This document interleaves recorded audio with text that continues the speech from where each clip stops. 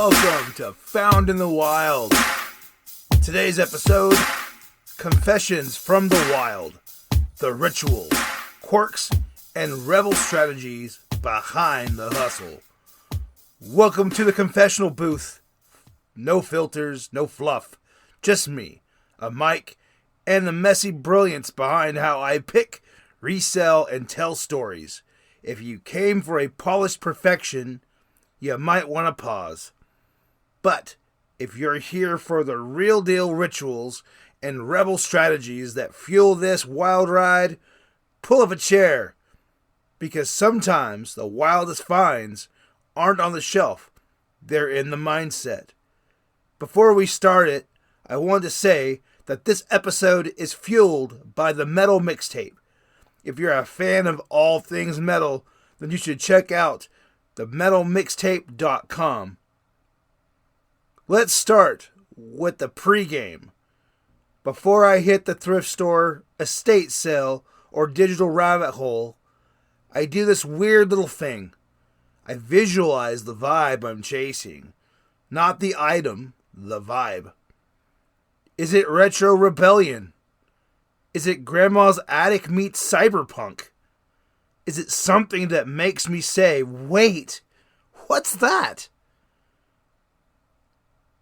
I don't just hunt for products.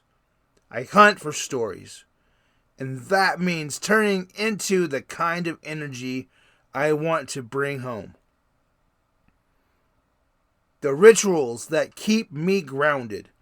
Confession time. I have a reselling altar. Okay, not literally, but kind of. I light a candle before listing. I play lo-fi beats or old school hip hop while making pictures, while posting things on eBay. I keep a tiny notebook labeled the ones that got away. A log of items that I almost snagged but didn't. It's part of the grief journal. Part motivation. These rituals aren't just quirky. They're anchors. They remind me that it isn't just commerce. It's alchemy. Rebel strategies that break the mold. Let's talk tactics. I don't follow the reselling rule book for that matter. I antidote it with graffiti, yo. I list items with storytelling compensations. What the hell was that? I don't know. Maybe I'm dyslexic. I list items with storytelling captions. Not vintage mug $12. More like, this mug survived 3 divorces and still holds coffee like a champ. I bundle weird combos, like a VHS and a handwritten note about the year it came out. I sometimes price things higher than I make it if the story's strong enough. Because value isn't just a rarity, it's a resonance. It's a recon. It starts over and over and over. The quirks that keep us human. I name my shipping scale. Her name is Bertha. I talk to the inventory like they're old friends. I once kept a broken Walkman for 6 months because it reminded me of my cousin's mixtape from 1997. These quirks aren't insufficiencies. They're just something I gotta have. They keep the hustle human. The wildest finds aren't always rare. Sometimes they're common objects with uncommon energy.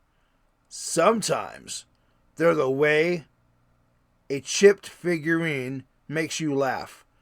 Sometimes they're the moment you realize you're not just flipping stuff, you're flipping narratives. So here to the rituals, the quirks, and the rebel strategies. Here's to the mindset that turns chaos into creation.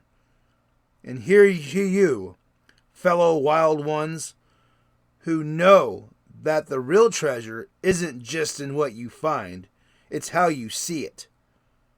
Bonus time! Bonus time! Bonus time!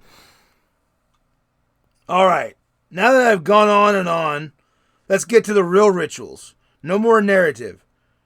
Even though that some of that was fun, and it had some truth to it, I want to add my actual rituals.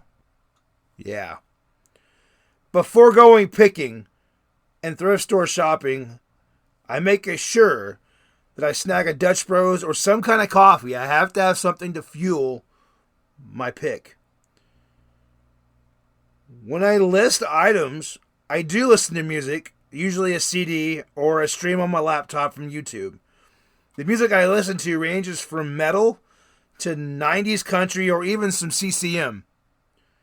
I actually do pray and speak into existence that the packages I mail off go to the right place and to the right person, because there's times mail gets crazy, doesn't always go where it's supposed to go, and it's frustrating when the person doesn't get it, because then you got to go back and you got to figure out how you're going to refund them. And if it's a one-of-a-kind item, it's hard to replace that said item, and that person really wanted that item. They wouldn't have bought it just for the hell of it, right? So they wanted that item, and it's hard to replace sometimes. If there's a TMNT item at the bins, I'm happy. It makes me energized. But for some reason, if there's not a Ninja Turtle item at the bins, to me it's like a bad omen. Like that pick just didn't go as well as it should have. So there it is, guys. That's my actual ritual. Next time, I'm going to talk about the quirkiness, the craziness of some of these resellers out there. Because out there, they're posting all kinds of random stuff about the things they find, how much they paid for it, all this crazy stuff. And I want to talk about that kind of stuff. It drives me nuts. It's location, location, location. So thank you for listening today. I want you guys to know, at the end of the day, that there is beauty in the wild. Happy hunting. Found in the Wild is a podcast by Havo Pickers. Follow us on Instagram at Havo Pickers.